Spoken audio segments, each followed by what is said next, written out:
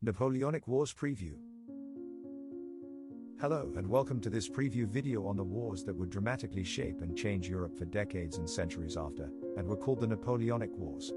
They would stretch from 1803 to Napoleon's defeat in 1815, and would see leaders and generals like Kutuzov and the Duke of Wellington, amongst others, and include prominent events like the Battle of Waterloo, the Battle of Austerlitz, the Battle of Borodino, and others.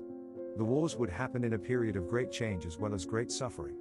A period that would see prominent events such as the Wars of Independence in South America, the War of 1812, and the Peninsular War amongst others that would shape the world going forward. The start of the wars is usually placed in 1805, about 6 years after Napoleon had seized power in a coup d'état. They could be seen in several ways. In general, they would be split into several phases known as coalition wars. Starting with the War of the Third Coalition from April 1805 to July 1806, which would see battles like the Battle of Austerlitz. Followed by the War of the Fourth Coalition from October 1806 to July 1807, a period which saw the formation of the Confederation of the Rhine. In 1806, Frederick William III of Prussia would go to war against the French, followed by battles like the Battle of Jena or Ostend where Prussian and French forces would meet on the battlefield. It would also see sieges occur in Pomerania and Silesia. The War of the Fifth Coalition in 1809 would see battles like the Battle of Wagram. 1812 would see the French invasion of Russia, which would go some way in determining the outcome of events going forward.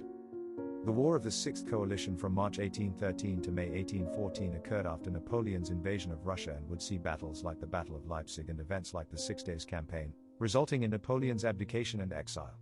The War of the Seventh Coalition would see his return, in a period also known as the 100 Days, which would start with his arrival in Paris and end with Louis XVIII's return.